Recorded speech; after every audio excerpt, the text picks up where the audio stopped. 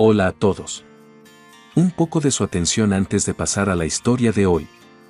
Hemos creado nuestra página oficial de Facebook y los invitamos a seguirnos allí para disfrutar de más relatos. Además, para quienes deseen y puedan ayudarnos, los invitamos a apoyar nuestro canal en Patreon.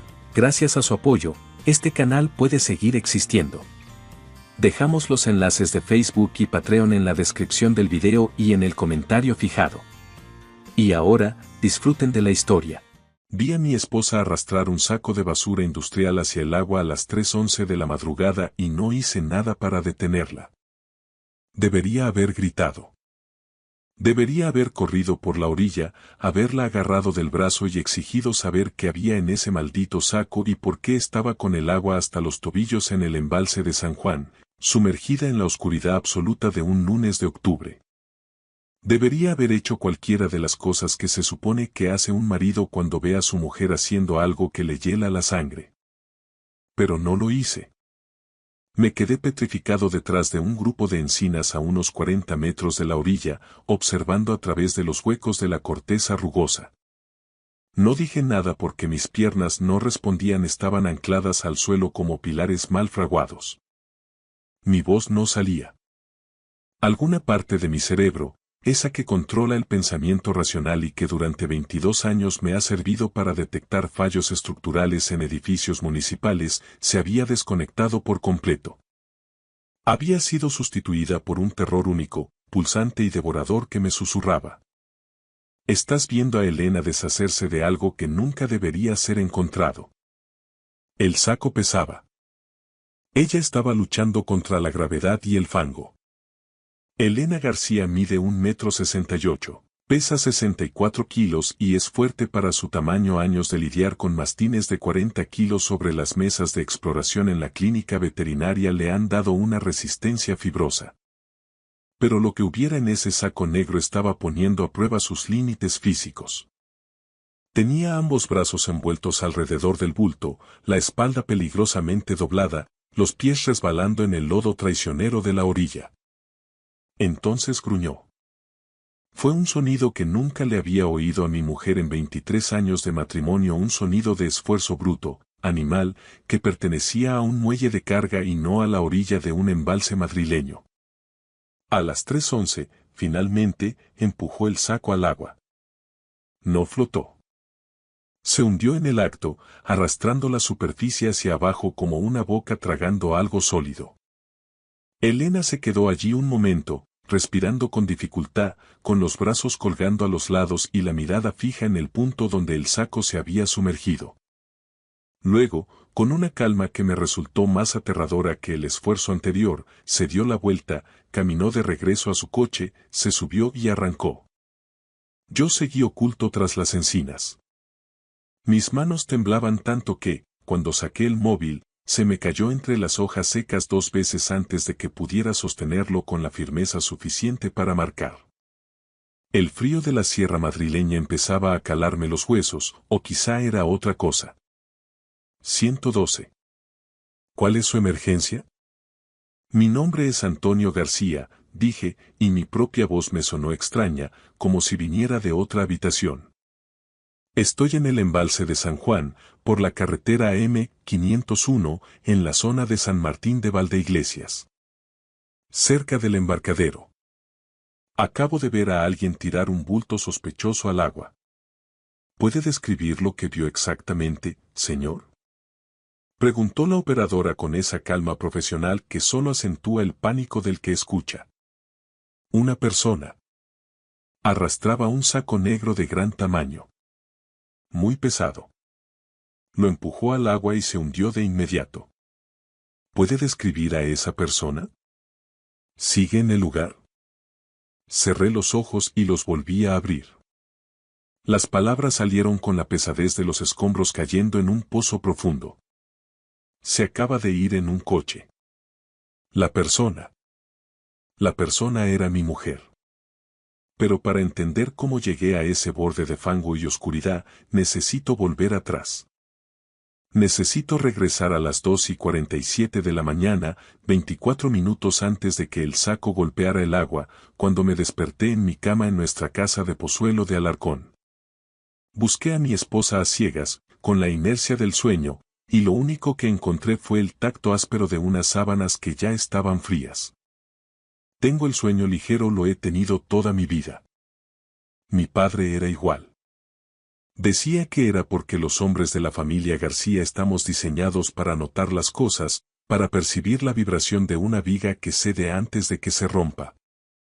Supongo que eso explica por qué yo acabé siendo aparejador municipal e inspector de obras y él terminó siendo bombero. Mi abuelo, antes que él, fue vigilante nocturno en una fábrica de las afueras, de esas que ya no existen. Somos hombres que se desvelan cuando algo va mal, incluso cuando no sabemos qué es exactamente. Es un instinto atávico, una alerta en la base del cráneo. Aquella noche, la cama estaba vacía. El lado de Elena estaba frío, lo que significaba que se había marchado hacía al menos 15 o 20 minutos. El baño estaba en penumbra, el pasillo, un túnel de sombras. Pero desde el ventanal del dormitorio principal, pude ver el reflejo mecánico de la puerta del garaje cerrándose. Miré hacia afuera, conteniendo el aliento. El coche de Elena, un Toyota RAV4 gris de 2020, estaba saliendo marcha atrás por el camino de entrada de nuestro chalet.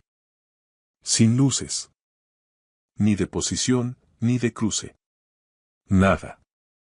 Una silueta metálica deslizándose en el vacío a las 2:47 de la mañana. La gente apaga las luces cuando no quiere ser vista. Eso no es una conjetura, ni un brote de paranoia. Es un hecho que he verificado en 22 años realizando inspecciones técnicas de edificios. He visto todos los trucos y engaños que la gente practica cuando quiere ocultar una irregularidad. Habitaciones tabicadas de la noche a la mañana, sótanos sellados con hormigón fresco, reformas ilegales camufladas tras muros falsos. La gente que no tiene nada que esconder no levanta dobles tabiques. Y la gente que no tiene nada que ocultar no conduce a ciegas por una urbanización de Pozuelo a las 3 de la madrugada. Me puse unos vaqueros sobre el pijama, agarré una chaqueta de lana y las llaves de mi coche. Las seguí. Pozuelo de Alarcón es un lugar donde las apariencias son la moneda de cambio, donde el estatus importa más que el saldo bancario y donde un hombre que ha vivido aquí 23 años, e inspeccionado la mitad de los cimientos del municipio, puede recorrer estas calles con los ojos cerrados. Supe exactamente a dónde se dirigía Elena en el momento en que tomó la salida hacia la M501, la carretera de los pantanos. Solo hay un destino lógico por esa ruta a esas horas. El embalse de San Juan. Es un lugar de contrastes popular para bañarse y tomar el sol en agosto, pero un paraje desolado, oscuro y cortante en octubre. Es la clase de sitio que resulta idílico a mediodía y una pesadilla de cine negro a medianoche. Mantuve la distancia, también con mis luces apagadas, guiándome por el brillo de la luna sobre el asfalto y por pura memoria muscular. Ella se desvió por un camino de servicio forestal que conduce hacia el embarcadero de la zona norte, cerca de San Martín de Valdeiglesias. Yo detuve mi motor en el arcén, oculto tras una densa masa de pinos y encinas, y caminé campo a través, esquivando ramas muertas, hasta que el resplandor plateado del agua apareció ante mí. Y entonces observé. Ya os he contado lo que vi. El saco industrial, la lucha titánica contra el peso, el agua tragándoselo todo con un borboteo sordo. Elena de pie en la orilla, recuperando el aliento, mirando el vacío y, finalmente, huyendo. Lo que no os he contado es el proceso de demolición que sufrió mi mente durante los 4 minutos y 30 segundos que tardó en arrastrar ese bulto desde el maletero hasta el borde del lodo. El primer pensamiento fue el más destructivo, el que te golpea en el esternón. Alguien está muerto y mi mujer lo ha matado. El saco tenía el volumen adecuado para un cuerpo. El peso era el adecuado para un cadáver. El escenario era de manual. Remoto, hostil, aguas profundas. Todo lo que mi cerebro de inspector procesaba apuntaba a una sola conclusión estructural. La misma a la que llegaría cualquier agente de la Guardia Civil al ver a alguien arrojar un bulto pesado a un embalse de madrugada. El segundo pensamiento fue, si cabe, más amargo. Pensé en Raúl, el hermano de Elena. Un adicto que había desangrado a nuestra familia emocional y financieramente durante más de una década. El tipo que se había rehabilitado en 2016, que se mantuvo limpio 6 años y que, según la última conversación que Elena y yo tuvimos, estaba por fin encarrilado. ¿Y si ese encarrilado era otra viga podrida? ¿Y si Raúl se había metido en un lío definitivo y Elena estaba, una vez más, limpiando sus desperdicios? Ella siempre lo había hecho. Había pasado su vida adulta recogiendo los pedazos rotos de su hermano. El tercer pensamiento fue el que me obligó a marcar el 112. Fue una cuestión de integridad técnica. Si mi esposa había cometido una atrocidad y yo, habiéndolo presenciado, guardaba silencio, me convertía automáticamente en un pilar cómplice. Si lo que sea que hubiera en ese saco, sea lo que sea que Elena hubiera hecho, la verdad tenía que ser desenterrada. No por falta de amor, sino porque el silencio me convertiría en el tipo de persona que he pasado toda mi carrera denunciando. El tipo que construye muros falsos para tapar la ruina. Yo no construyo muros falsos. Mi trabajo es derribarlos para ver qué hay detrás. Es lo único que sé hacer. La Guardia Civil llegó a las 4:03 de la mañana. 2 patrullas de seguridad ciudadana, con los rotativos azules parpadeando rítmicamente, proyectando sombras alargadas que rebotaban entre el agua y los troncos de los pinos. El sargento Olmos fue el primero en bajar del vehículo. Tendría unos 38 años, complexión de atleta y esa calma eficiente, casi burocrática, de un hombre que ha respondido a suficientes llamadas nocturnas como para saber que la mayoría no son nada y algunas, por desgracia, lo son todo. Señor García, dijo, ajustándose el cinturón de servicio. Soy yo. Ha llamado al 112 informando de que alguien ha arrojado un bulto al embalse. Sí, así es. Y en la llamada ha identificado a esa persona como su esposa. Sí. Me sostuvo la mirada un segundo más de lo necesario. Pude ver la evaluación técnica en curso tras sus ojos. ¿Es creíble este tipo? ¿Es una vendetta por una disputa doméstica? ¿Es un marido despechado intentando incriminar a su mujer en un delirio nocturno? Entendí perfectamente su recelo. Yo habría hecho el mismo análisis de carga antes de certificar una estructura. ¿Puede mostrarme el punto exacto? Los guié por el sendero de tierra hasta la orilla donde Elena había entrado al agua. Sus huellas aún eran visibles en el barro, nítidas bajo la luz de las linternas de los agentes. El dibujo de una zapatilla deportiva, probablemente una talla 38, hundiéndose profundamente, lo que delataba el peso muerto de lo que fuera que arrastraba. El rastro iba desde el final del camino de servicio hasta la lámina de agua en una línea recta y decidida. Era el camino de alguien que no estaba improvisando, era un vector ejecutado con precisión. Ella ya había estado aquí antes. Sabía exactamente dónde el fondo descendía con rapidez. Olmos no perdió el tiempo. Pidió por radio la intervención del GEAS, Grupo Especial de Actividades Subacuáticas. Sabía que los buceadores tardarían en llegar desde su base, así que se volvió hacia mí, bloqueando el viento con su cuerpo. Señor García, necesito que me aclare algunos puntos mientras esperamos a los especialistas. Lo entiendo, sargento. Pregunte.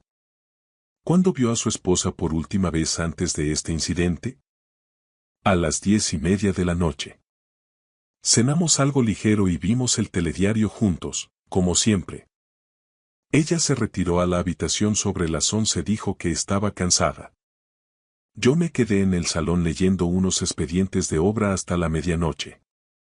Cuando me acosté, ella parecía dormir.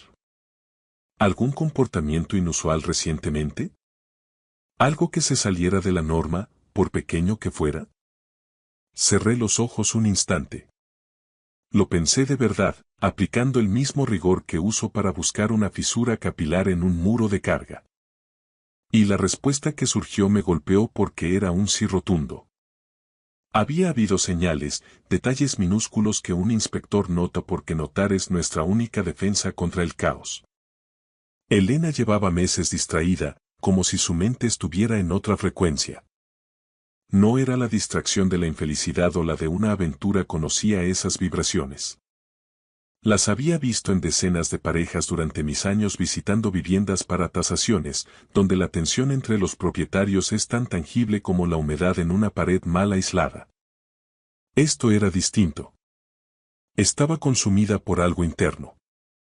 Había perdido peso, quizás 6 o 7 kilos en el último año, de forma tan gradual que no lo registré como una alarma, pero ahora resultaba evidente. Se había vuelto extremadamente protectora con su móvil, no es que lo escondiera con llave, pero siempre lo tenía a mano, girando la pantalla hacia abajo cuando llegaban notificaciones de WhatsApp, saliendo a la terraza para responder llamadas que antes atendía en el sofá. Yo lo había achacado al estrés de la clínica veterinaria entre las urgencias, los problemas de personal y la gestión administrativa de la que ella era responsable. El dinero parecía ser un tema recurrente. Noté ese cambio también. No somos una familia con carencias. Entre mi sueldo de funcionario de nivel A y el suyo como jefa de administración, ingresamos cerca de 90.000 euros brutos al año. Pero últimamente, el flujo de caja parecía haberse estancado. Elena insistió en cancelar el viaje que teníamos planeado para visitar a nuestro hijo Javi, que está de Erasmus en Múnich. También pospuso la reparación del tejado del garaje, que tiene una gotera persistente. Estamos bien, Antonio, repetía ella cada vez que yo sacaba el tema, solo estamos siendo un poco más prudentes con los ahorros, por lo que pueda pasar. Le relaté todo esto a Olmos. Él asentía mientras tomaba notas en una pequeña libreta, sin mostrar emoción alguna. ¿Alguna sospecha de qué podría contener ese saco? Ninguna. ¿Alguna razón lógica para que su esposa estuviera en San Martín de Valdeiglesias a las 3 de la mañana? No se me ocurre ninguna que sea legal. Señor García. ¿Ha mostrado su esposa alguna vez tendencias violentas o comportamientos erráticos similares? Mi mujer es la persona más estable que conozco, dije, y mi voz se quebró ligeramente. Es la jefa de administración de una clínica. Se desvive por los animales, organiza colectas para los refugios de la zona. Lleva tuppers con comida a los vecinos que están en el paro o enfermos. Es el pilar de nuestra casa. Pero la gente normal no suele deshacerse de bultos en los embalses a estas horas. Lo sé, señor García, concluyó Olmos, mirando hacia la superficie oscura del agua donde los reflejos azules de las patrullas seguían bailando. Por eso estamos aquí. Ahora solo queda esperar a que los buzos nos digan qué es lo que su mujer no quería que nadie viera. El equipo del GES llegó a las 4:38 de la mañana. 3 buceadores con trajes de neopreno reforzado, una lancha neumática de intervención rápida y focos subacuáticos de alta intensidad que cortaban la bruma como bisturíes de luz. El embalse de San Juan tiene zonas de gran profundidad y corrientes traicioneras, pero la orilla norte, el sector donde Elena se había adentrado, presenta una pendiente suave de sedimentos acumulados. El bulto no había llegado lejos. Los buceadores lo localizaron apenas 10 minutos después, a unos 4 metros de profundidad, descansando sobre el lecho fangoso, aproximadamente a 15 metros de la línea de costa. Lo sacaron a la superficie a las 4:52 de la mañana. No era un cuerpo, pero el peso muerto con el que emergió del agua tenía una gravedad similar. El envoltorio era una bolsa de basura negra de resistencia industrial, reforzada con una segunda capa y sellada herméticamente con varias vueltas de cinta americana plateada. Pesaba mucho. Uno de los buzos, al dejarlo sobre la grava, estimó unos 25 kilos. Bajo la mirada atenta de las linternas, cortaron la cinta con un cuchillo táctico y rasgaron el plástico. Dentro no había carne ni huesos. Había una caja metálica, una pequeña caja fuerte ignífuga de las que se adquieren en papelerías técnicas para proteger escrituras y documentos importantes.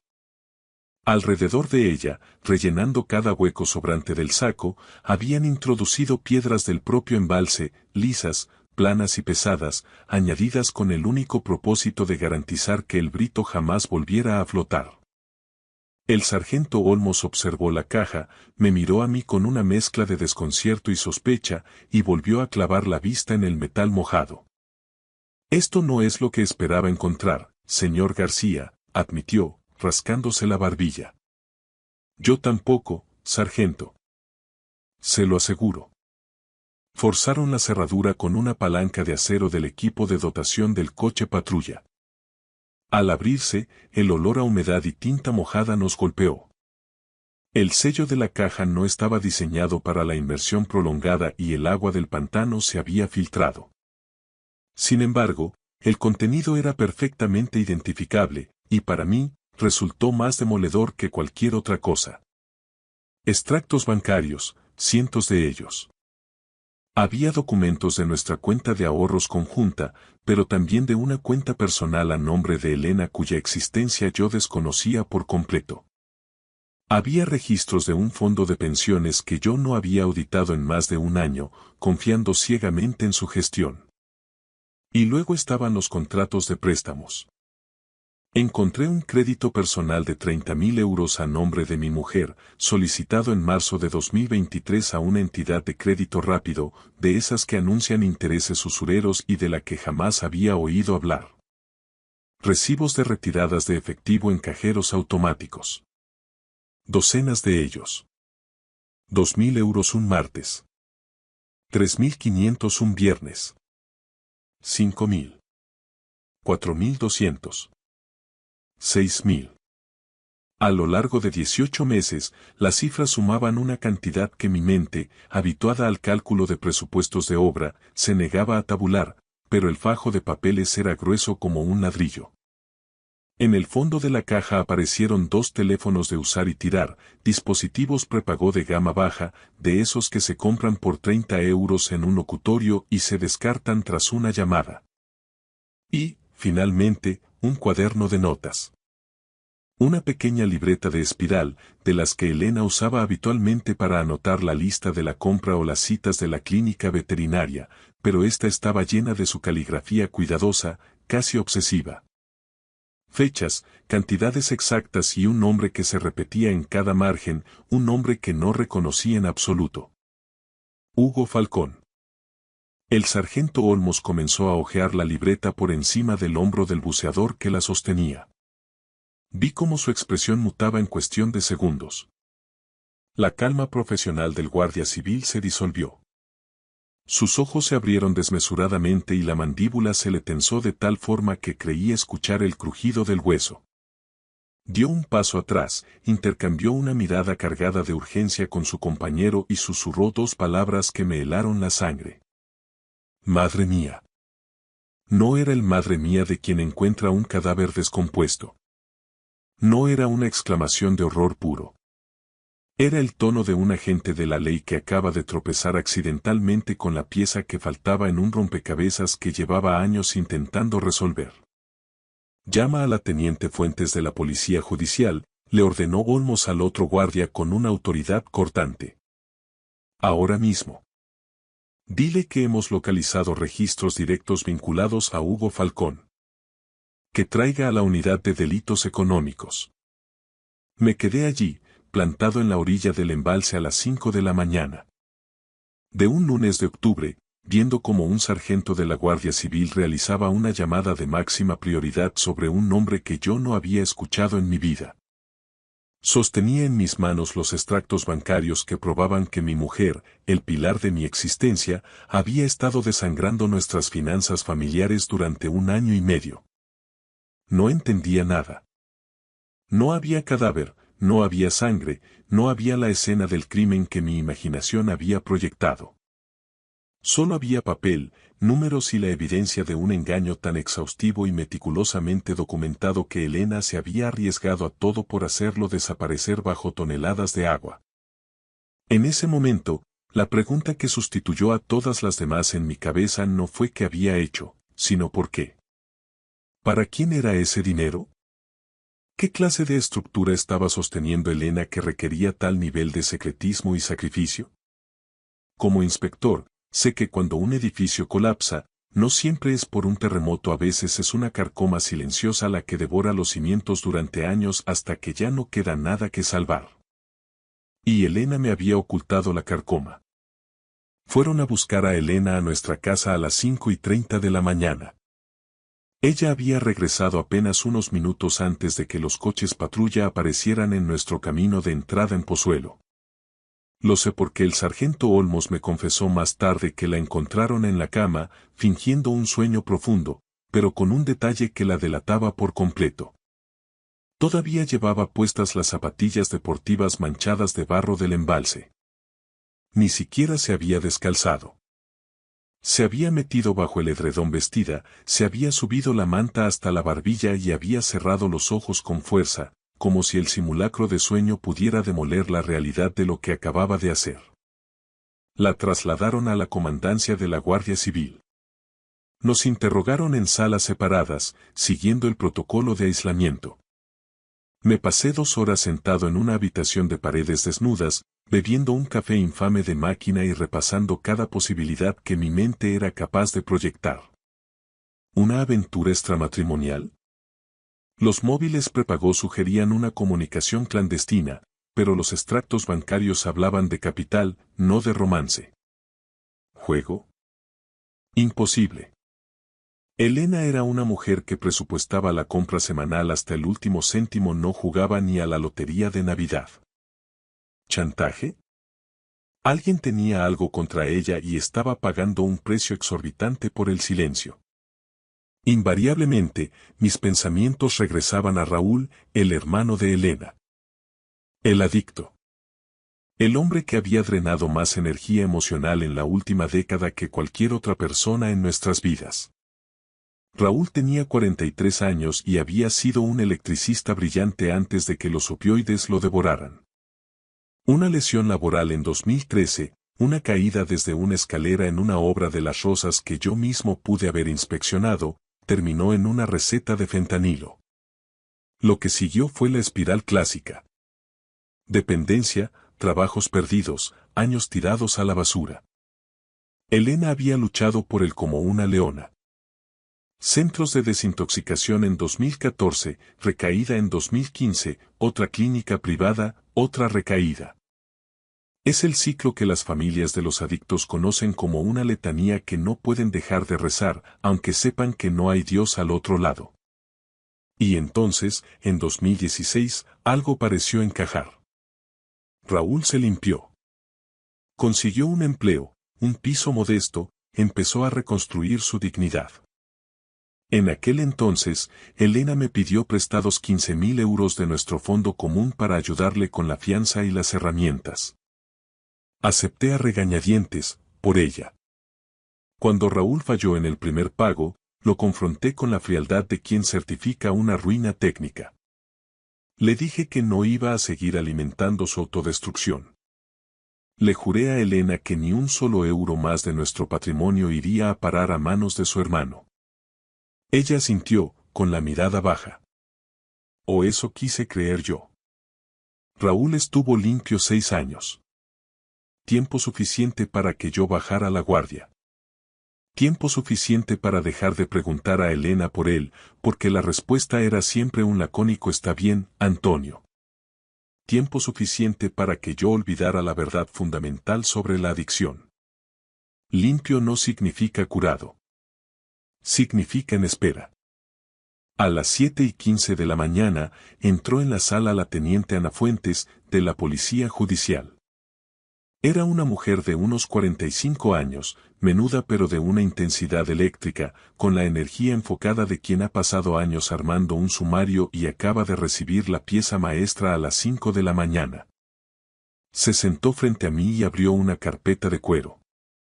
Señor García, necesito que sea completamente sincero conmigo. Llevo 2 horas siendo brutalmente sincero conmigo mismo, teniente. Tendrá lo mismo de mi parte. Lo que voy a decirle es difícil. Pero quiero que sepa algo. No hay cadáver. No hay un asesinato. No es el tipo de crimen que usted imagina. ¿Entonces qué es? Pregunté, sintiendo cómo se me secaba la garganta. Su esposa ha estado realizando pagos a un individuo llamado Hugo Falcón durante 18 meses. La suma total, según la contabilidad que ella misma guardaba en la caja fuerte, asciende a unos 94.000 euros. La cifra me golpeó con la violencia de un camión de gran tonelaje saltándose un semáforo. ¿94.000 euros? Nosotros no manejábamos ese excedente. Teníamos ahorros, quizá 40.000 euros la última vez que revisé la banca online y el plan de pensiones. Pero 94.000 era casi la totalidad de nuestros ingresos netos anuales. ¿Quién es Hugo Falcón? Un prestamista depredador. Un usurero que opera en el eje de la A6, entre Pozuelo y Las Rosas. Se ceba con personas que no tienen acceso al crédito bancario. Adictos, ludópatas, gente desesperada. Cobra intereses que harían palidecer a un mafioso y utiliza la coacción para el cobro. Llevamos 2 años tras él, pero nos faltaba la prueba documental de sus extorsiones. Hasta esta noche. ¿Por qué le pagaba Elena? Eso nos lo tiene que confirmar ella. Pero los registros indican que la deuda se originó a nombre de un tal Raúl. Cerré los ojos. El nombre de mi cuñado resonó como un eco en un edificio vacío. Raúl. ¿Sabía usted que su cuñado había recaído? ¿Sabía que su esposa había pedido un crédito rápido de 30.000 euros y vaciado su fondo de pensiones? Preguntó Fuentes. Cada dato era un impacto de mazo sobre mi estructura. Confianza, compañerismo, estabilidad. Todo se agrietaba bajo el peso de la evidencia. No, dije con voz hueca. No sabía absolutamente nada. Minutos después, trajeron a Elena a la sala. La teniente Fuentes se quedó en un rincón, observando como una analista. Elena entró con la misma sudadera y los vaqueros del embalse. Tenía el pelo revuelto, los ojos inyectados en sangre y las manos aún manchadas de ese lodo grisáceo. Parecía una mujer que llevaba días sin dormir, lo cual era cierto. Nadie que planea hundir su vida en un pantano duerme bien la víspera. Cuéntame, le pedí. Y me lo contó todo. Raúl había recaído en diciembre de 2022. Una cirugía de espalda le devolvió a los analgésicos y la bestia que llevaba dormida 6 años despertó con hambre. En pocos meses perdió el trabajo y el piso. Desesperado, acudió a Hugo Falcón por 12.000 euros iniciales. Pero los intereses de Falcón eran una trampa de arena. Un 35% mensual, compuesto. En medio año, los 12.000 se habían transformado en una deuda impagable de casi 90.000. Me llamó en marzo de 2023, dijo Elena con una voz plana, exhausta. Estaba aterrado. Dijo que los hombres de Falcón habían ido a su hostal, que le habían amenazado con romperle las piernas. O con venida por nosotros. Me suplicó, Antonio. Me suplicó como cuando éramos niños y mi padre llegaba borracho a casa, y Raúl se escondía en mi armario y me pedía que hiciera que el ruido parara. ¿Y decidiste pagar? Pagué. Al principio fueron 5.000 euros de nuestra cuenta común.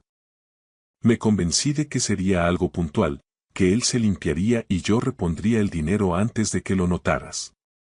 Pero nunca era suficiente. Falcón siempre añadía gastos de gestión, penalizaciones. Cada vez que creía que estaba cerca de la libertad, había otra llamada a medianoche. Pedí el crédito a mi nombre, liquidé mi jubilación. Lo guardé todo en esa caja fuerte para tener pruebas si algún día Falcón decía que no le había pagado. Necesitaba ese registro para sentir que tenía el control de mi propio infierno. ¿Por qué no me lo dijiste? Le pregunté, sintiendo la traición arder en mi pecho. Ella me miró con una tristeza insondable.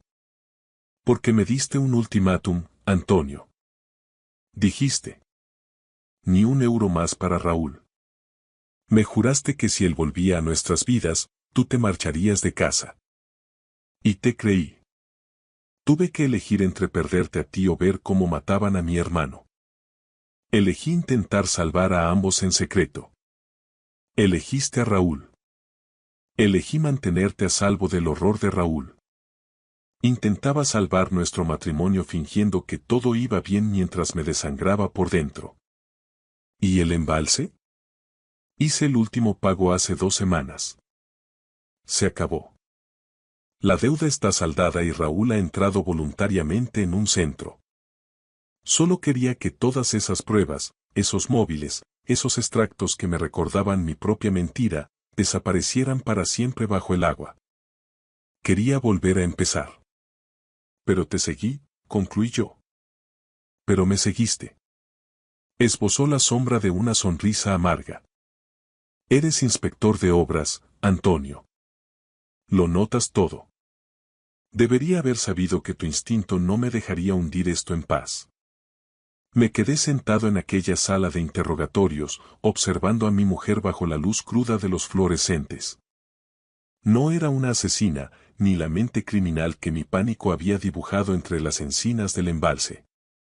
Era una hermana.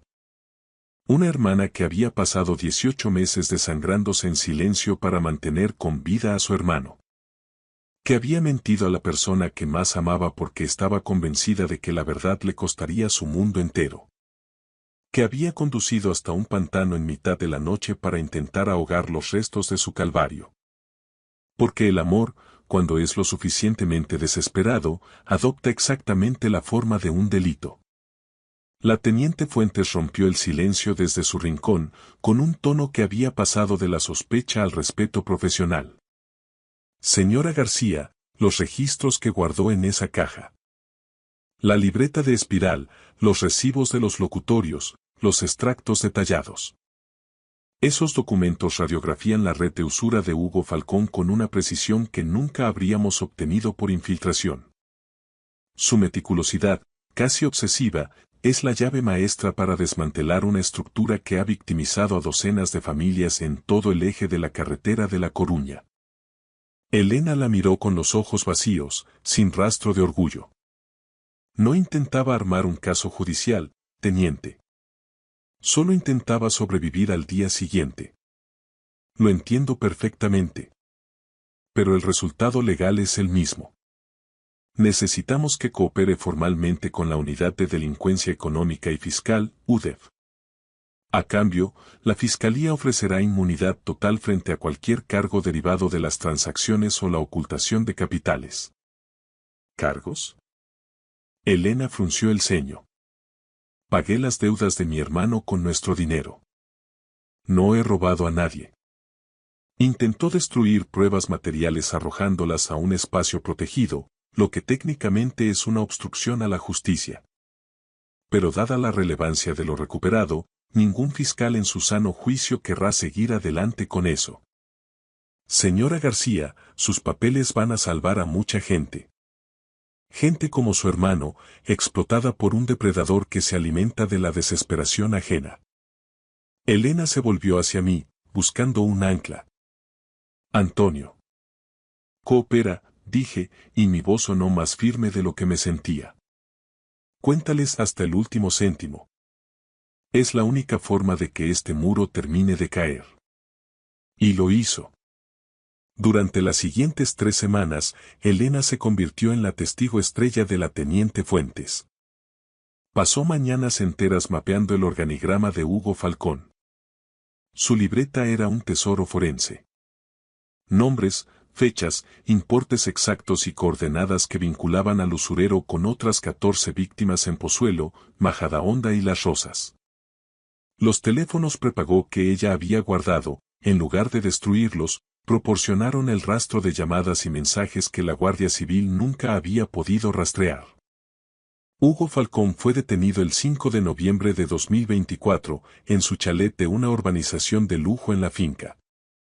Se le imputaron delitos de usura, extorsión, blanqueo de capitales y 14 cargos de explotación financiera. En menos de una semana, 7 de sus víctimas perdieron el miedo y se presentaron como acusación particular. Elena compareció ante el juez de instrucción en diciembre. Estuvo magnífica. Serena, técnica, precisa.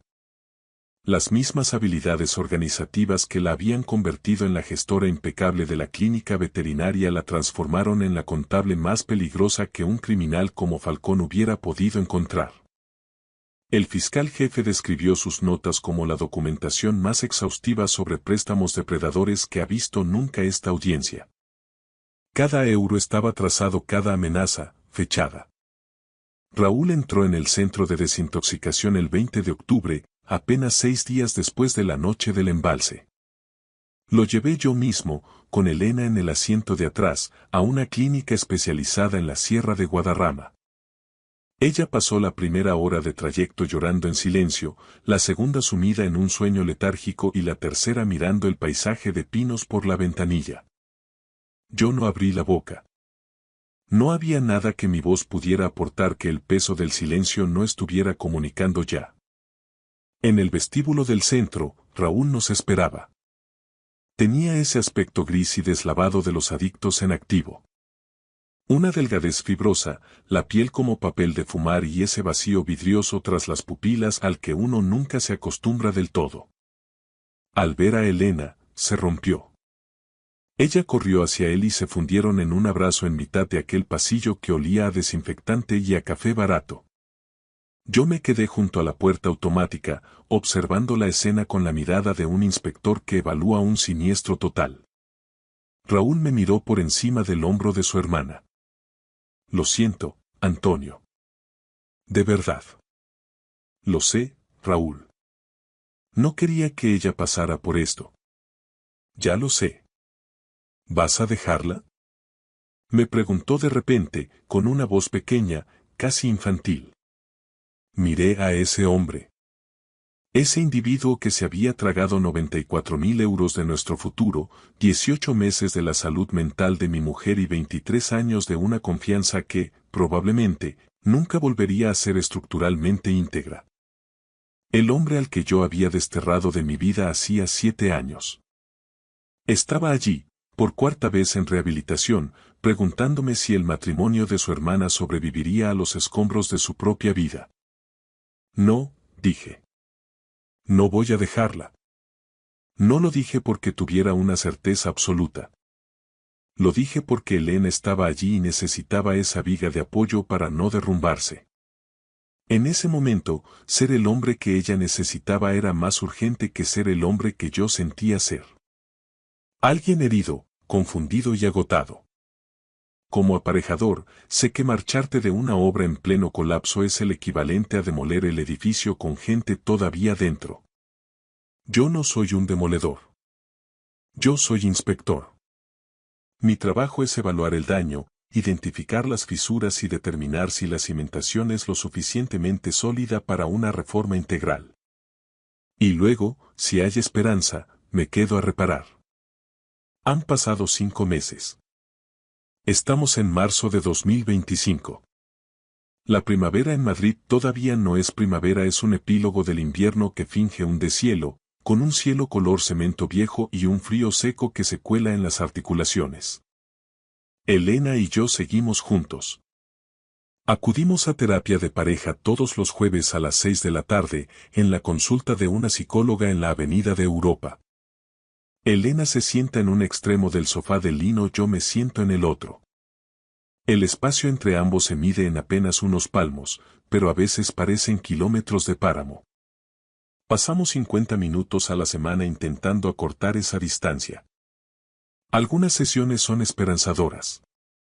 Hablamos de lo que pasó, diseccionamos el porqué y el cómo, y avanzamos. En esos momentos, los kilómetros parecen encogerse. Otras semanas, en cambio, nos limitamos a sentarnos en un silencio denso.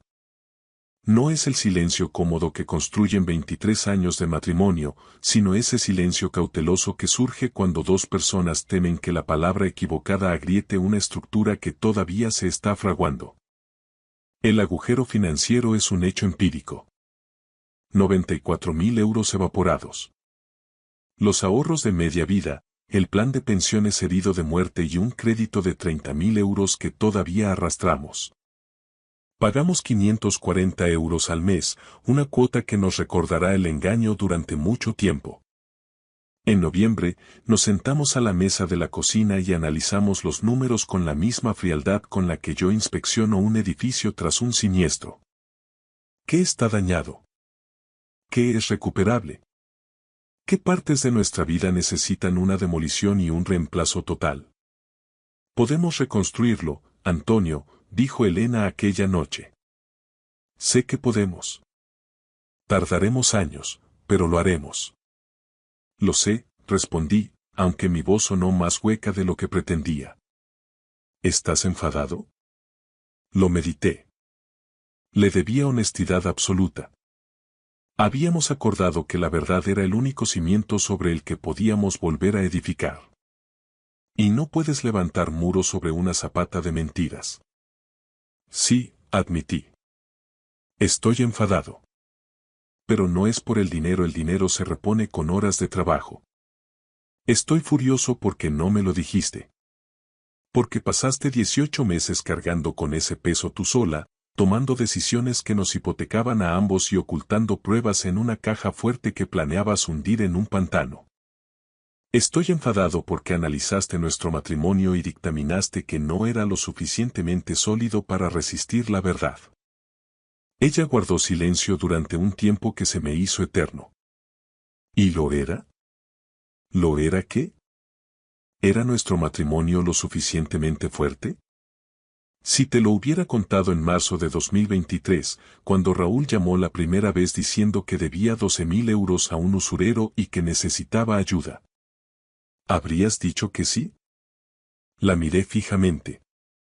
Mi mujer, la niña que había protegido a su hermano de un padre alcohólico, la mujer que había pasado su madurez intentando salvar a ese mismo hermano de su propia sombra, y la esposa que había intentado protegerme a mí del conocimiento que habría puesto a prueba nuestros cimientos.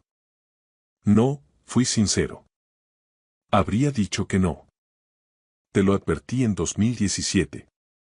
Mi paciencia con Raúl se había agotado. Exacto. Y si te lo hubiera dicho y tú te hubieras negado, y a Raúl le hubieran roto las piernas o lo hubieran matado porque yo respeté tu límite. Su voz tembló. No sigas, la interrumpí, pero ella no se detuvo. Necesito decirlo, Antonio.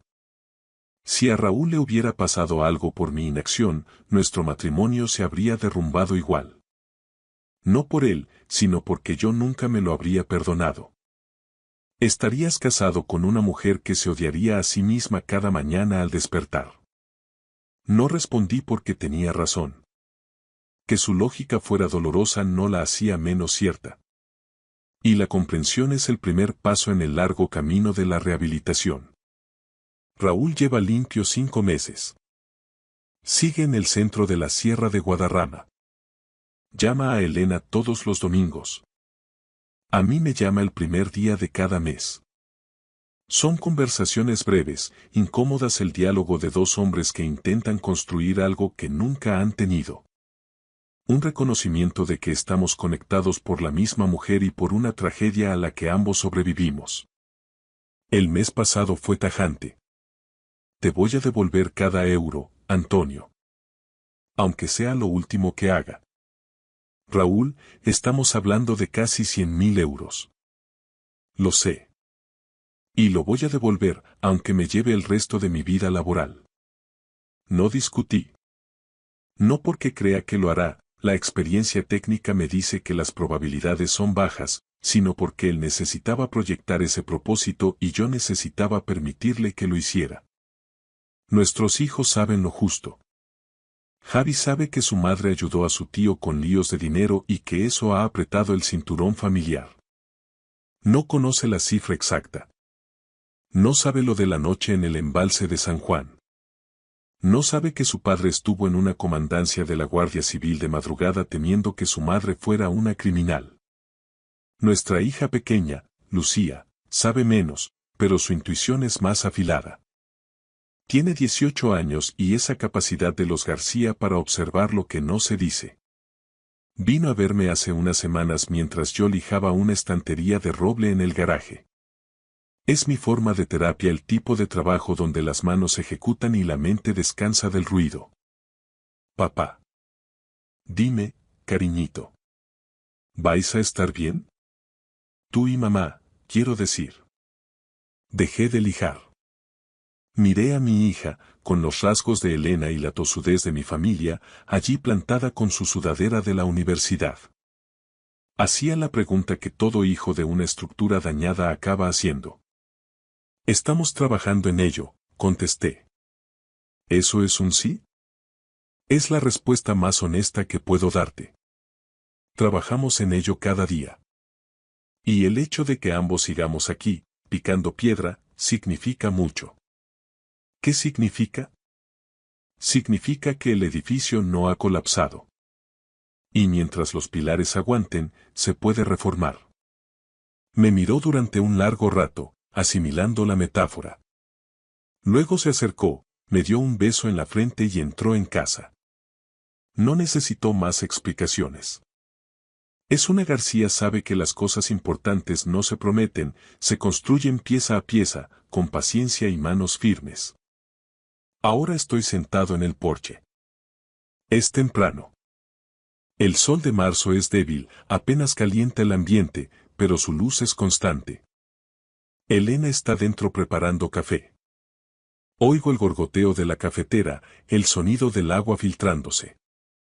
Es un ruido que he escuchado 10.000 mañanas y en el que nunca reparé hasta que estuve a punto de perderlo.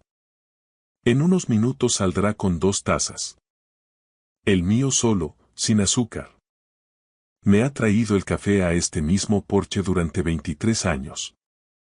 Y el hecho de que todavía lo haga, de que salga en bata, me pase la taza y se siente a mi lado en silencio para ver amanecer.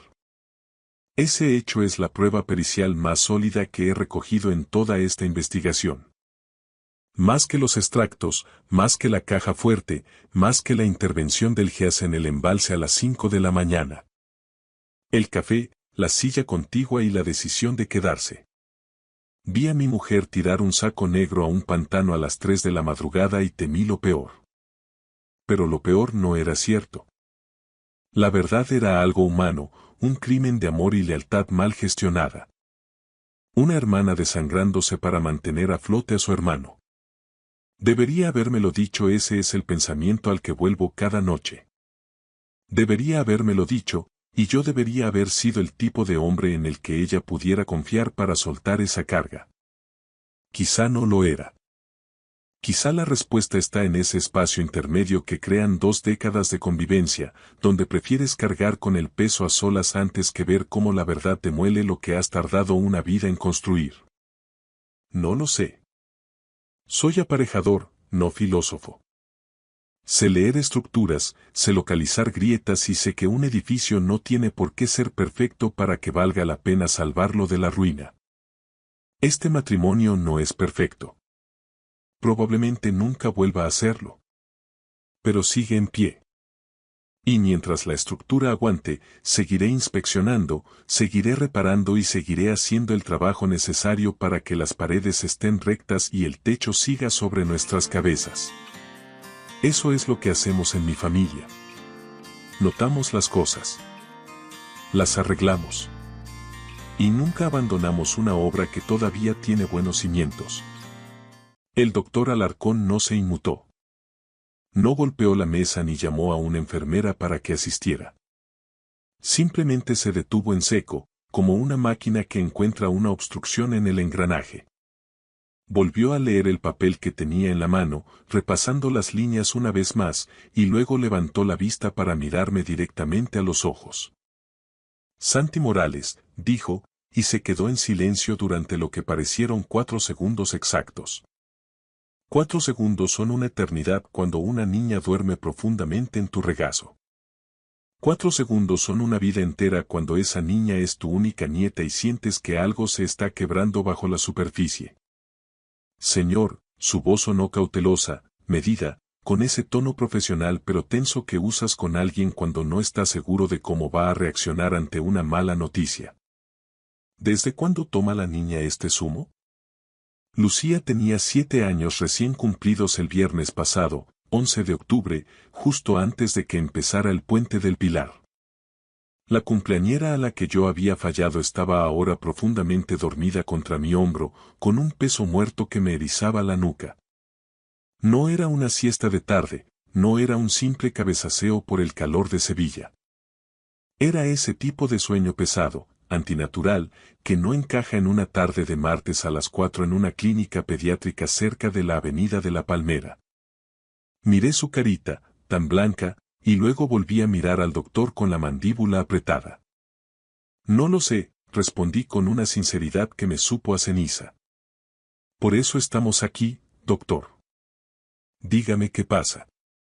Déjenme retroceder un poco para que entiendan cómo llegamos a esa consulta. Todo empezó 2 horas antes, el mismo día. El cumpleaños de Lucía había sido el viernes anterior. Cumplía 7 años y yo no estuve allí para verla soplar las velas. No fue por falta de ganas ni por un olvido, estuve postrado en la cama con una rodilla destrozada que me lleva dando guerra desde 2019. Para cuando me sentí lo suficientemente humano como para conducir mi vieja furgoneta, la fiesta ya se había terminado, la tarta eran sobras en la nevera y mi nieta se había hecho 1 año mayor sin su abuelo. Eso me dolió más que cualquier ligamento roto. Me la imaginaba allí, buscando mi cara entre los invitados mientras el mundo celebraba. Así que el martes, 14 de octubre, sobre las 2:15, me puse una camisa limpia, metí la bolsa morada con su regalo en el asiento del copiloto y salí de mi casa en Dos Hermanas. Me planté en la zona de chalets de Montequinto en apenas 10 minutos. Mi plan era de lo más sencillo. Dejarle el regalo, llevarla a por un helado a los valencianos y dejar que me contara cada detalle de la fiesta. Quería ser el abuelo con 3 días de retraso que intenta remendar el mundo. Es curioso cómo las intenciones más ordinarias acaban convirtiéndose en los días más extraordinarios de tu vida, y no precisamente por algo bueno. Llegué y llamé al timbre de aquel chalet impecable. Vanessa me abrió con el móvil pegado a la oreja, apenas levantando la vista para reconocer mi presencia. Hola, Vanessa. Traigo algo para la cumpleañera. Sé que voy tarde, dije, tratando de sonar amable. Está arriba, respondió ella, retrocediendo para dejarme paso mientras ya gesticulaba hacia el teléfono. Tengo una llamada de trabajo urgente. Me quedé en la entrada un segundo, sosteniendo esa bolsa morada y sintiéndome como un extraño en la casa de mi propio hijo. Un abuelo que llega tarde con un peluche para comprar el perdón. Muy hábil, Santi, me dije a mí mismo. Subí las escaleras con el peso de la rodilla recordándome cada peldaño. La habitación de Lucía es la segunda a la izquierda. Ella misma había pintado un cartel para la puerta con letras rosas. El cuarto de Lucía. Llamad antes de entrar. Llamé suavemente con los nudillos. Lucía, cariñito. Es el abuelo, anuncié. Silencio. Luego, el sonido de alguien arrastrando los pies con dificultad. La puerta se abrió y, al verla, sentí un escalofrío que me recorrió el pecho de arriba a abajo. No se veía bien. No era una gripe, no eran mocos ni una fiebre pasajera. Se veía pesada, con los ojos lentos y desenfocados, como si intentara mirarme a través de un cristal empañado o bajo el agua. Abuelo, sonrió, pero la reacción llegó con un retraso angustioso. Hola, cumpleañera, mantuve la voz firme, aunque por dentro todo vibraba. Me puse de cuclillas, ignorando el pinchazo de la rodilla. Siento haberme perdido la fiesta, bicho. ¿Te queda energía para seguir celebrándolo? Se apoyó contra el marco de la puerta, como si el simple hecho de estar de pie fuera un esfuerzo hercúleo. Solo tengo mucho sueño, abuelo. ¿Sueño? Miré mi reloj, eran apenas las 2 de la tarde. Señor Morales. ¿Desde cuándo dice que toma este zumo? Preguntó, omitiendo cualquier saludo. ¿Qué han encontrado, doctor? Mi voz sonó más vieja, más ronca de lo habitual. Se sentó a mi lado y giró el informe para que yo pudiera leer el resultado que encabezaba la lista de positivos. Un potente fármaco sedante. Quizás le suene más como un fuerte antihistamínico de uso común, explicó con una calma profesional que me puso los pelos de punta. Es un antihistamínico común, de venta libre. Perfectamente seguro en la dosis adecuada para una alergia puntual o un viaje largo. Pero los resultados de Lucía muestran concentraciones. Hizo una pausa necesaria para que yo asimilara el golpe, consistentes con una administración intencionada, sistémica y repetida durante un periodo prolongado. Esto no ha sido un descuido, Santi. No ha sido una sola vez. Repetida. Intencionada. Prolongada. Leí esas 3 palabras en mi mente como si estuviera analizando el historial de un motor gripado por falta de aceite. 3 negligencias criminales. Entrelacé las manos sobre mi rodilla mala, apretando hasta que los nudillos se pusieron blancos, y solté el aire muy despacio por la nariz. ¿Está su madre en casa ahora mismo?, preguntó Alarcón en voz baja, casi en un susurro. Señor Morales, entienda mi posición. Estoy legalmente obligado a dar parte a servicios sociales y a la policía de inmediato. Es el protocolo. Le sostuve la mirada, con toda la fijeza de la que es capaz un hombre que no tiene nada que perder. Deme 24 horas, doctor. Solo 24. Se lo pido por la memoria de lo que sea que usted respete. Alarcón me estudió durante un largo minuto. Lo que vio en mis ojos debió de convencerle de que yo no iba a cometer una locura impulsiva.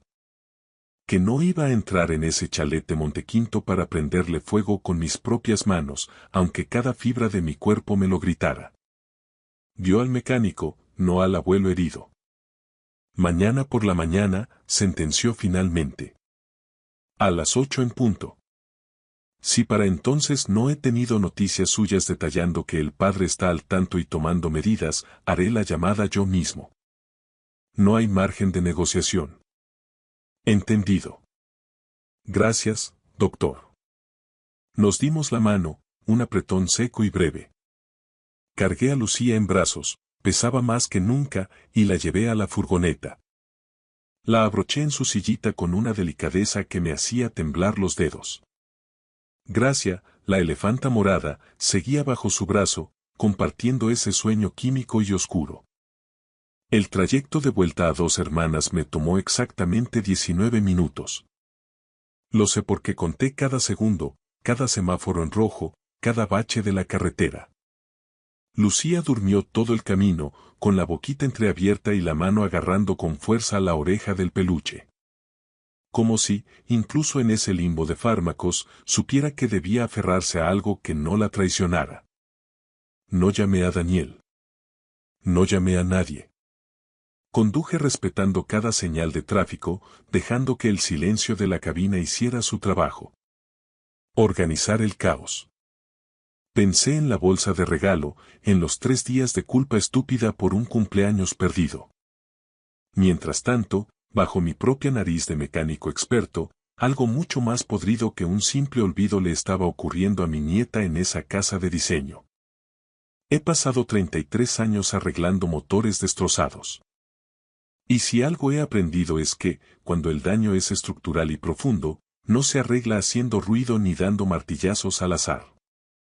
Se arregla con precisión quirúrgica, pieza por pieza.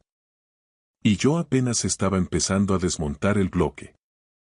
Lo más difícil de descubrir una traición no es la rabia ciega, es el inventario. Es ese proceso doloroso de repasar cada tarde que no pregunté, cada detalle que racionalicé como cansancio infantil, cada señal de alarma que apagué porque decidí confiar en la persona equivocada. Esa noche, en mi casa de Dos Hermanas, no pegué ojo. No porque me estuviera derrumbando, quiero que esto quede claro. Santi Morales no se rompe así como así. Me senté en el sillón orejero con la luz de la lámpara al mínimo, una taza de café enfriándose sobre la mesa camilla, y empecé a pensar metódicamente, Igual que cuando planifico la reconstrucción total de un motor de camión. ¿Qué sé de verdad?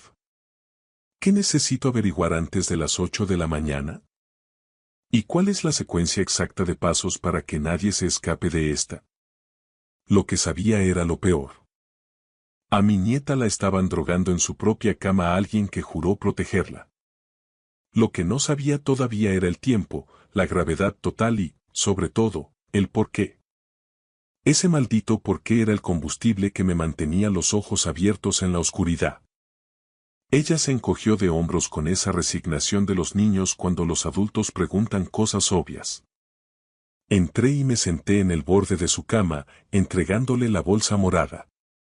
La abrió despacio, con una calma que me ponía los pelos de punta. Ningún niño de 7 años abre un regalo con tanta parsimonia. Pero cuando sacó a la elefanta de peluche, sonrió de verdad. Una sonrisa amplia que me recordó a su padre de pequeño.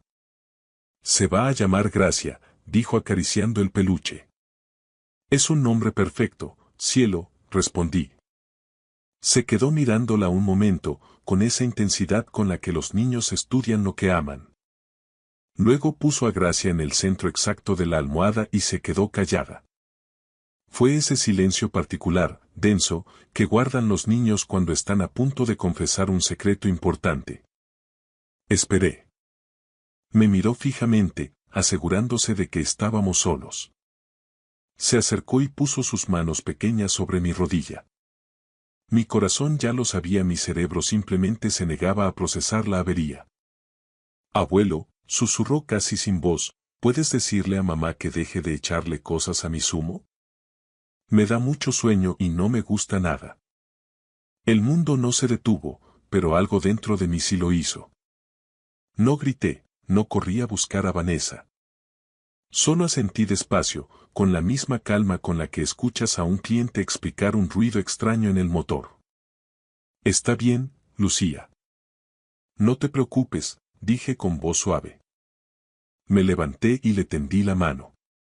Vamos a dar un paseo en la furgoneta. Necesito que me ayudes con un recado. No soy un hombre dado al drama, pero llevo 33 años arreglando motores y sé cuando algo falla. A veces no es un ruido, es una vibración en el volante que te dice que algo se va a romper antes de que ocurra. Bajamos las escaleras. Vanessa seguía en la cocina, riéndose de algo al teléfono. Aquella risa me dolió en los oídos. Me llevo a Lucía a por un helado, dije al pasar. Ella solo agitó la mano, ignorándonos por completo. Senté a Lucía en su sillita elevadora en el asiento del copiloto. Siempre decía que la hacía sentir como una princesa en su trono. Arranqué el motor y salí de Montequinto conduciendo con una precisión milimétrica hacia Sevilla.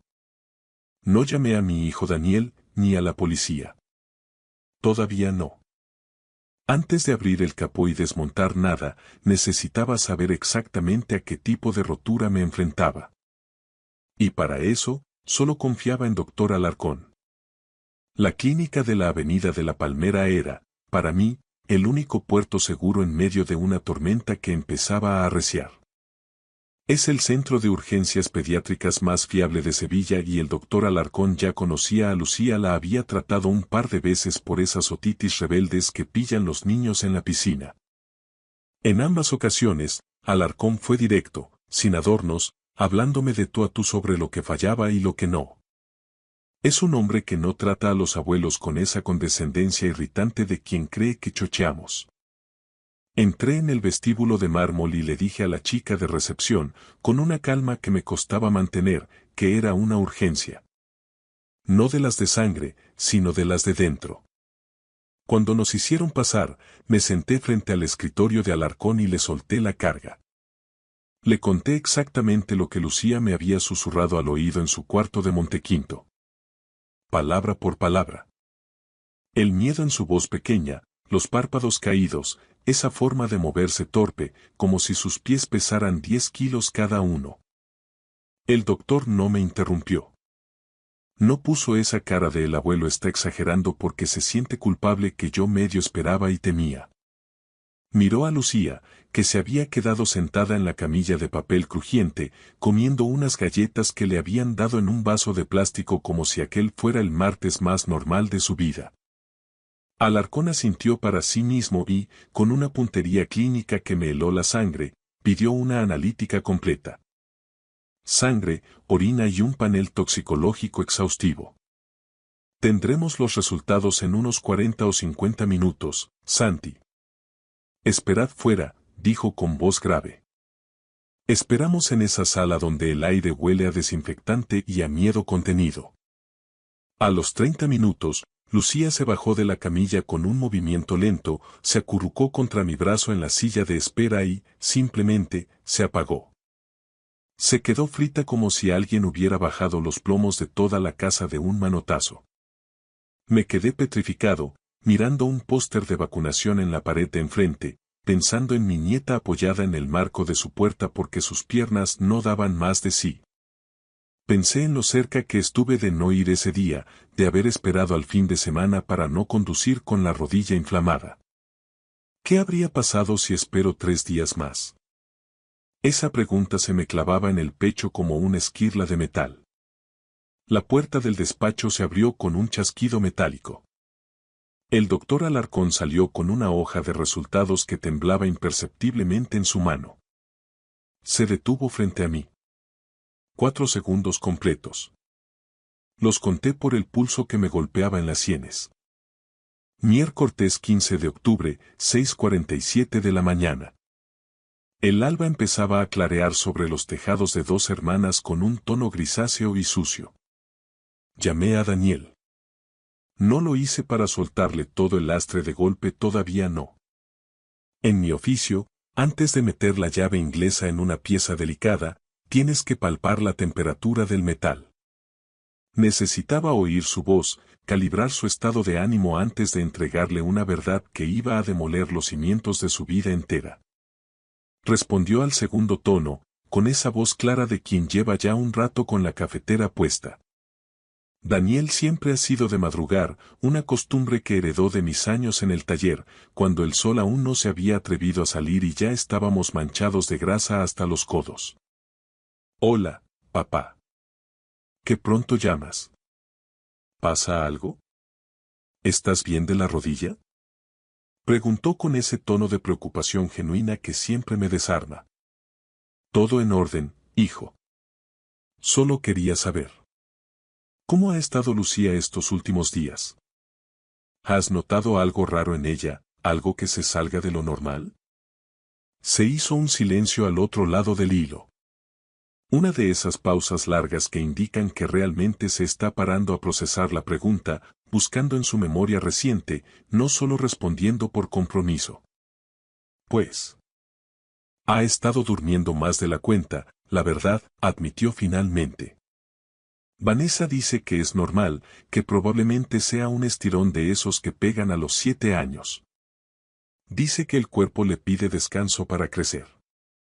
Hubo otra pausa, esta vez más tensa. ¿Por qué lo preguntas con ese tono, papá? Un estirón. Me obligué a mantener la voz plana, profesional, ocultando el nudo que se me formaba en la garganta. Daniel había mirado a su propia hija a la cara, había visto sus ojos vidriosos y sus movimientos de marioneta cansada, y lo había archivado como un proceso biológico natural porque su mujer se lo había servido así en bandeja.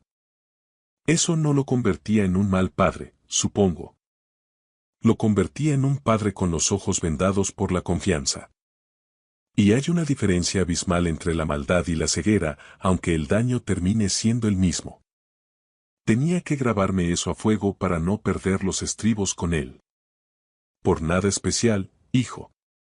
Solo que, como me perdí su cumple por estar baldado, no dejo de darle vueltas.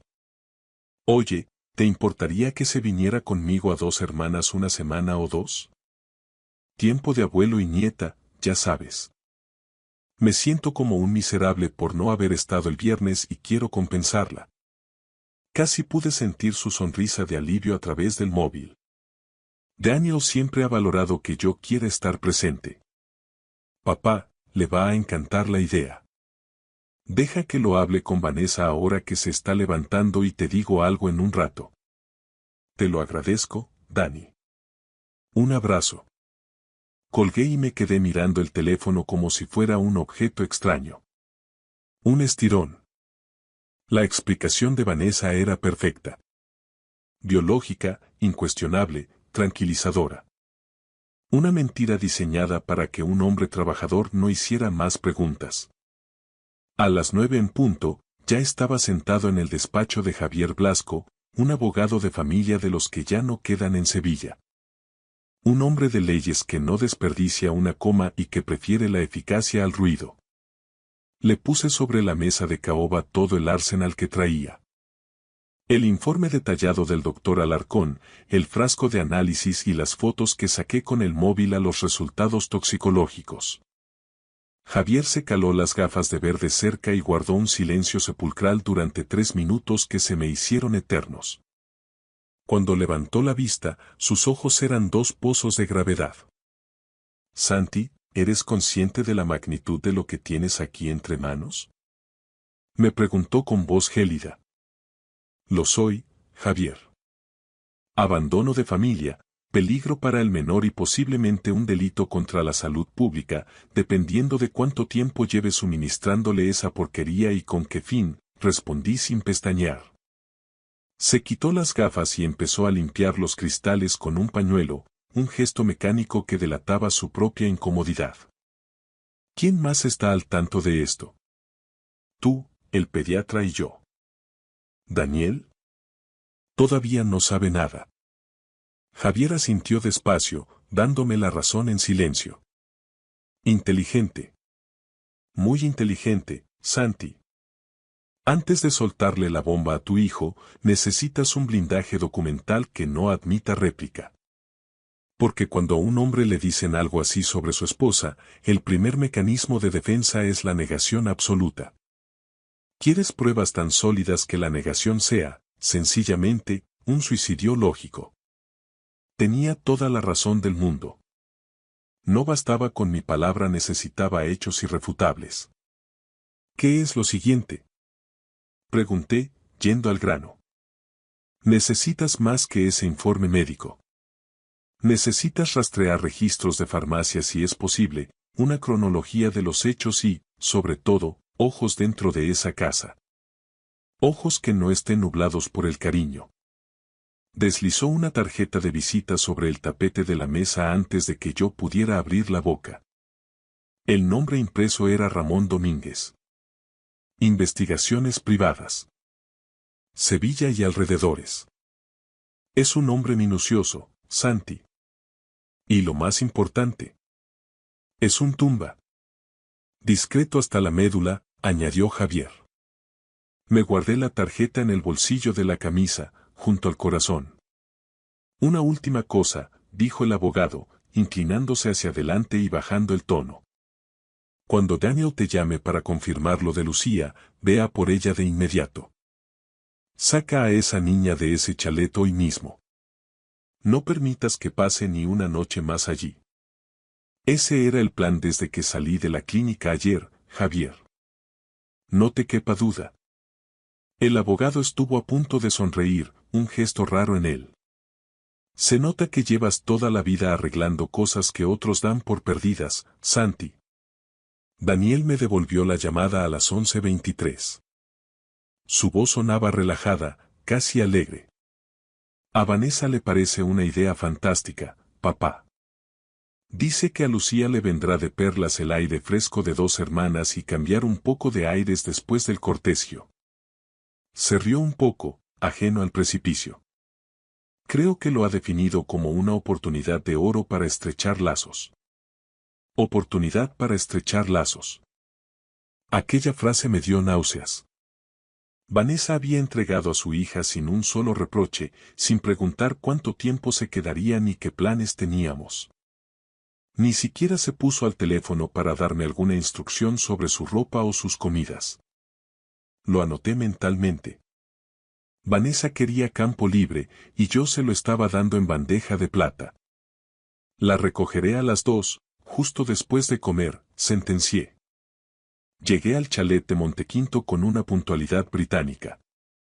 Lucía ya me esperaba en el porche, con su mochila de ruedas y a Gracia, la elefanta morada, apretada bajo el brazo.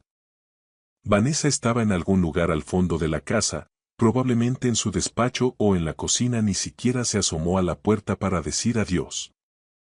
Abroché a Lucía en su sillita con un suspiro de alivio que me quemó los pulmones. Se veía algo mejor que el día anterior, un poco más despierta, con el brillo recuperado en las pupilas. Quizás porque esa mañana no le habían dado el zumo, o quizás porque el instinto de los niños les dice cuando se alejan de un peligro. ¿Vamos a ir de aventura al taller, abuelo?, preguntó con una chispa de entusiasmo. Vamos a ir a la mayor aventura de tu vida, Lucía, respondí mientras arrancaba el motor. Y te prometo que, a partir de ahora, todo va a salir bien.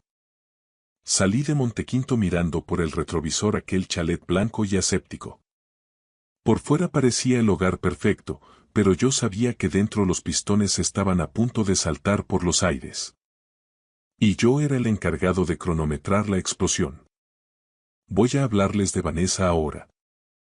Y voy a intentar ser justo, porque la justicia importa incluso cuando la rabia te quema las entrañas. Especialmente entonces. Ella no nació en un nido de algodón, creció en un entorno de esos que te obligan a sacar los colmillos pronto. Madre soltera en un barrio humilde de las afueras, de esos donde el asfalto siempre parece estar caliente. Se había labrado un futuro a base de pura fuerza de voluntad y codos. Tenía un buen puesto, una dirección de prestigio y una imagen impecable que proyectar al mundo. Cuando conoció a mi hijo Daniel, ella tenía 26 años. Era decidida, inteligente e impresionante. Me cayó bien al principio, no voy a mentir. Pero en algún recodo del camino, y yo no lo vi, ninguno de nosotros lo vio, la vida que tanto le había costado construir dejó de ser algo que amaba para convertirse en una carga que simplemente arrastraba. Daniel viajaba constantemente por su trabajo en la constructora. Lucía era una niña ruidosa, despierta y demandante, con esa energía inagotable de los niños que están realmente vivos. Y Vanessa, encerrada en ese chalet de diseño en Montequinto, empezó a sentir que las paredes blancas se le echaban encima. No digo que eso justifique lo que hizo. Jamás. Digo que entiendo la diferencia entre la maldad pura y la desesperación. Pero la vida me ha enseñado que la gente desesperada es capaz de cometer las mayores atrocidades. Lo que yo no sabía todavía, lo que Ramón Domínguez estaba a punto de ponerme sobre la mesa, era el abismo exacto de esa desesperación. Ramón me llamó el jueves por la tarde, 16 de octubre. Su voz sonaba profesional, pero con un matiz de urgencia que no le había notado antes. Señor Morales, tengo el material. ¿Podemos vernos ahora mismo? ¿Cuánto tardas en plantarte en el bar de la esquina de la calle Luis Montoto? Le pregunté, ya con las llaves de la furgoneta en la mano. En 18 minutos estoy allí. Llegó incluso antes. Ramón es un tipo robusto, de mirada tranquila y gestos contenidos. Es el tipo de hombre que se funde con el mobiliario urbano, alguien en quien nunca te fijarías al cruzar la calle, y supongo que de eso trata su oficio. Pidió un café solo, corto de talle, y deslizó una carpeta de cuero desgastado sobre la mesa de metal.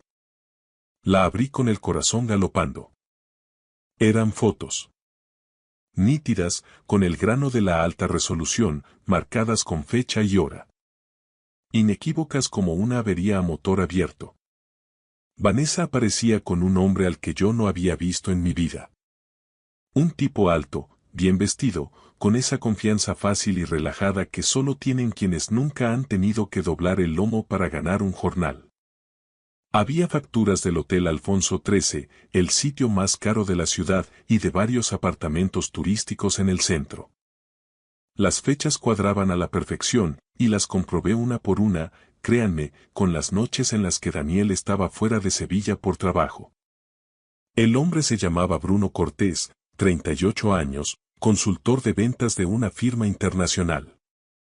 ¿Cuánto tiempo llevan con esto? Pregunté, sintiendo que el café se me agria en el estómago. Por lo que he podido verificar con registros y testimonios. Ramón rodeó su taza con las manos, buscando el calor, al menos 8 meses. 8 meses. Mi nieta acababa de cumplir 7 años. Hice la cuenta mentalmente y el resultado me dio escalofríos. ¿Y qué hay de la niña? Pregunté, temiendo la respuesta. Ramón me miró con una fijeza que me dolió. No hay indicios de nada físico directo contra ella, Santi.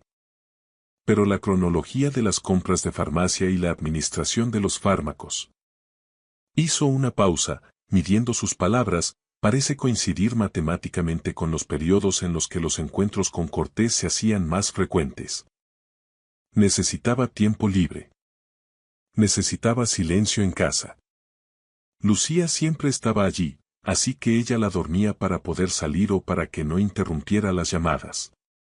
Cerré la carpeta de golpe, como si el ruido pudiera acallar mis pensamientos.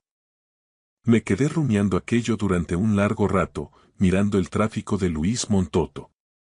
Ramón no me metió prisa, se limitó a terminar su café y dejó que un abuelo asimilara una verdad que ningún abuelo debería tener que digerir.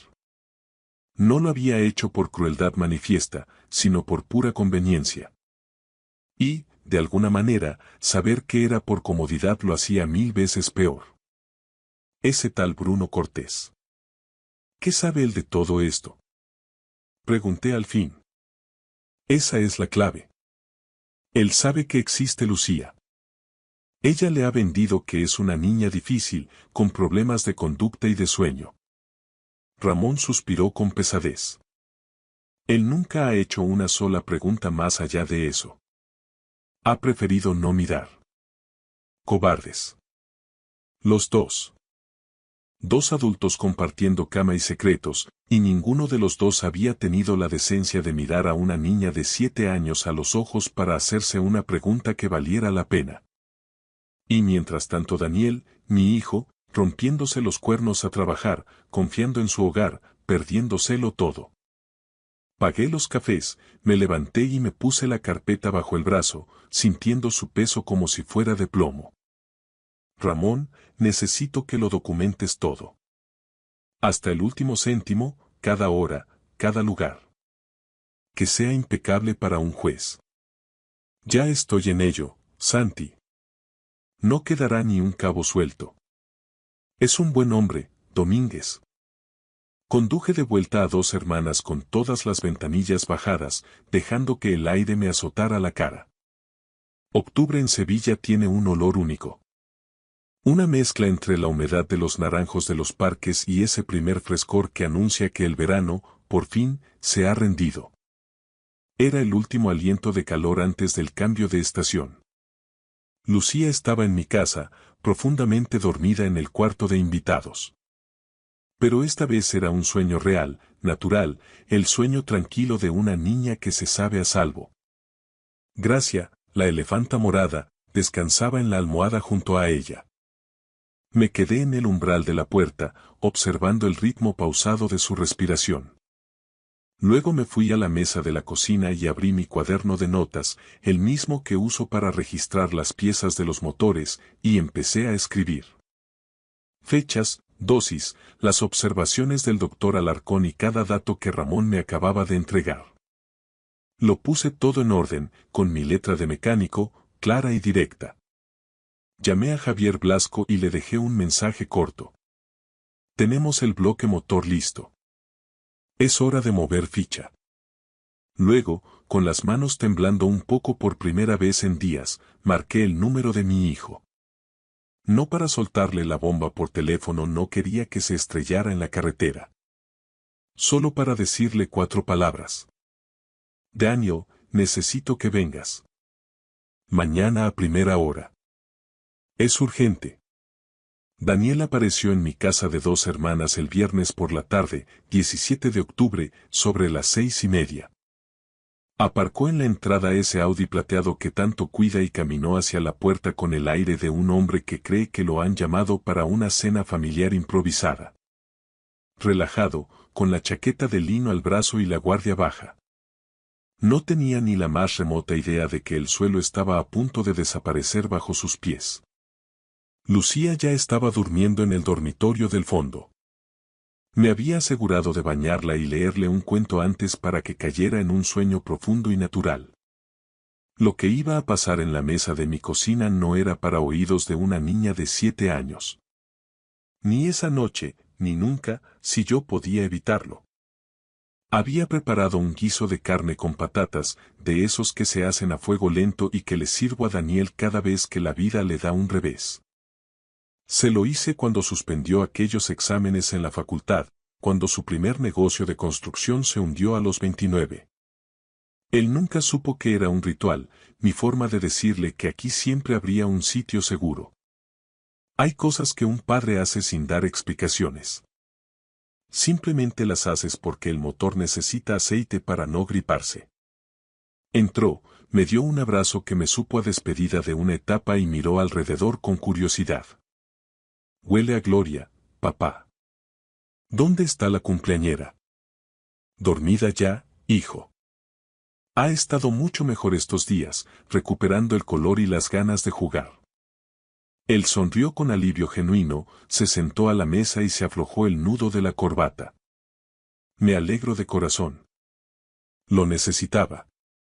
Bueno, cuéntame, ¿qué pasa? Sonabas. Diferente por teléfono. Casi me asustas. Come primero, Daniel, le corté, sirviéndole un plato generoso. Me puso esa cara que lleva poniéndome desde que tenía 12 años, esa que dice claramente: te estás portando raro, viejo. Pero cogió el tenedor y empezó a comer. Dejé que terminara, que repitiera guiso y que se tomara una copa de Rioja. Dejé que estuviera cómodo, en paz, por última vez antes de cambiarle la vida para siempre. Luego me levanté, fui a la encimera y puse 3 cosas sobre el hule de la mesa, justo frente a él. El informe clínico del doctor Alarcón, los registros de farmacia que Javier Blasco me había ayudado a rastrear y la carpeta de cuero de Ramón Domínguez. Me volví a sentar y no dije ni una palabra. Deja que las pruebas hablen por ti, Santi, me repetí. Tú le enseñaste que los hechos no tienen sentimientos. Daniel me miró a mí y luego a los papeles con una sombra de sospecha. Cogió el informe médico primero, despacio, de la forma en que un artificiero toca un cable desconocido. Lo leyó. Observé su cara centímetro a centímetro. No explotó, no gritó, no se desmoronó. Simplemente se quedó petrificado, como la superficie de un estanque justo antes de que una piedra rompa el cristal del agua. Lo dejó sobre la mesa, cogió los registros de farmacia, los repasó y los soltó como si quemaran. Luego abrió la carpeta de Ramón. Las fotos de Vanessa con Bruno Cortés en el Alfonso XIII estaban arriba del todo. Las cerró en seco después de ver las 2 primeras. La cocina se quedó en un silencio tan denso que podía oír el zumbido del frigorífico y el tic-tac del reloj de pared. Entonces Daniel se levantó con una lentitud casi dolorosa, muy controlado, y dijo con voz hueca: perdóname un minuto, papá. Caminó por el pasillo hasta el baño y cerró la puerta. Me quedé en la mesa, esperando en la penumbra. Tómate tu tiempo, hijo. Todo el que necesites para encajar las piezas. Estuvo allí dentro mucho tiempo. Lo suficiente para que yo me rellenara el vaso con manos temblorosas. Lo suficiente para que el reloj marcara 7 minutos completos de soledad.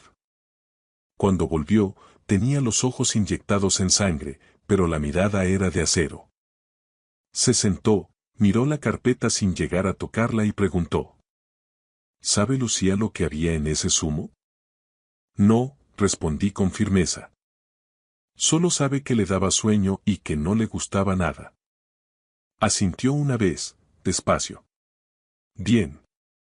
Vi cómo su mandíbula se tensaba hasta parecer granito. No necesita saber nada más que eso. Por ahora y por siempre. Y ahí mismo, en ese preciso instante, vi a mi hijo con una claridad meridiana. Ya no era el marido cegado por la rutina, ni el hombre que había confundido la drogadicción de su hija con un estirón biológico. Era el padre. Él de verdad. Debajo de los viajes de empresa y la confianza mal depositada, el instinto seguía intacto. Solo había necesitado que alguien le entregara el manual de despiece de su propia vida. ¿Desde cuándo lo sabes todo esto? Preguntó sin mirarme. Desde el martes, Daniel.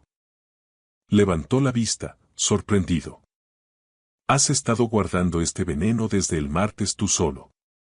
Necesitaba que el diagnóstico fuera impecable antes de traértelo. No quería darte sospechas, quería darte verdades de las que no pudieras convencerte de que eran un error. Se quedó callado. Y entonces soltó un suspiro corto y seco, una especie de risa amarga que no tenía nada de gracia. Has reconstruido el motor entero antes de enseñarme el fallo de la biela, ¿verdad? Costumbre de viejo mecánico, hijo, dije con tristeza. Miró la carpeta una última vez, la apartó y sacó su móvil del bolsillo con una determinación que me dio escalofríos. Dame el número de Javier Blasco. Ahora mismo. Ese era mi hijo. Daniel no se enfrentó a Vanessa esa noche. Ni el sábado.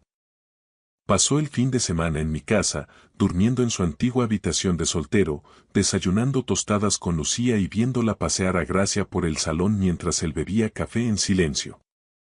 Simplemente la observaba, como si estuviera memorizando cada rasgo de su hija, guardando fuerzas para lo que venía.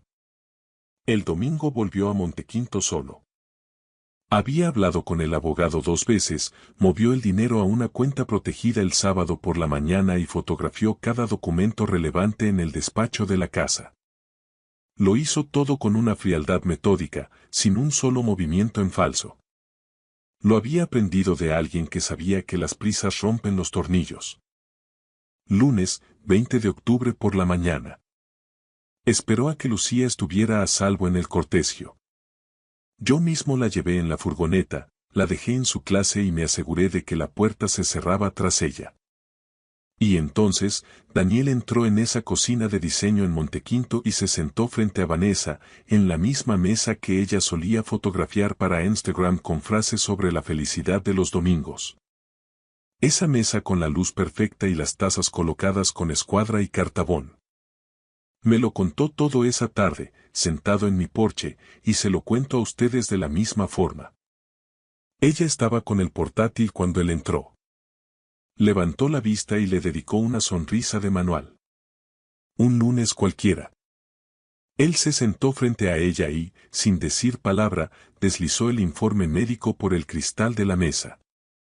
Ella lo miró a él, y Daniel vio cómo su máscara de perfección se disolvía en tiempo real, como plástico al fuego. Ella empezó a hablar inmediatamente. Ese fue su gran error. Fue directa a las justificaciones en lugar de preguntar qué sabía él. Daniel, puedo explicarlo. Lucía tenía problemas para dormir, estaba muy nerviosa y yo solo quería que descansara. Él dejó que el silencio se instalara entre los dos durante 10 segundos agónicos. Luego metió la mano en la carpeta y puso los registros de farmacia sobre la mesa. Y después, las fotos de ella con Bruno. Vanessa miró las fotos y se quedó completamente petrificada, como si se hubiera convertido en piedra. Confié en ti, dijo Daniel. Su voz nunca subió de tono, ni una sola vez era la calma de quien ya ha tomado una decisión definitiva. Te confié a mi hija, mi casa y mi nombre. Se levantó de la silla. Has usado las 3 cosas como si fueran basura. Daniel, por favor. Lucía también es mi hija. La quiero. Yo nunca quise hacerle daño. La drogaste, repitió él, firme como una sentencia. Durante meses. Solo para tener el camino libre con él. Cogió las llaves de la encimera. Cualquier historia que necesites contarte a ti misma para poder dormir a partir de ahora es tu carga, Vanessa. Ya no es la mía. Caminó hacia la puerta sin mirar atrás. Ella, con la voz rota, le gritó. ¿Me la vas a quitar? ¿Vas a quitarme a mi hija? Daniel se detuvo en el umbral y se giró una última vez, con una mirada que ella no olvidaría jamás. Eso ya lo has hecho tú solita, Vanessa, dijo. Yo solo voy a proteger lo que queda de ella. Y se marchó, cerrando la puerta de aquel chalet perfecto para siempre. El motor estaba arreglado, pero el coche ya nunca volvería a ser el mismo. Gracias por escuchar la historia hasta el final. Dale like y deja un comentario. Suscríbete al canal y activa la campana para no perderte la próxima historia. Les deseo todo lo mejor.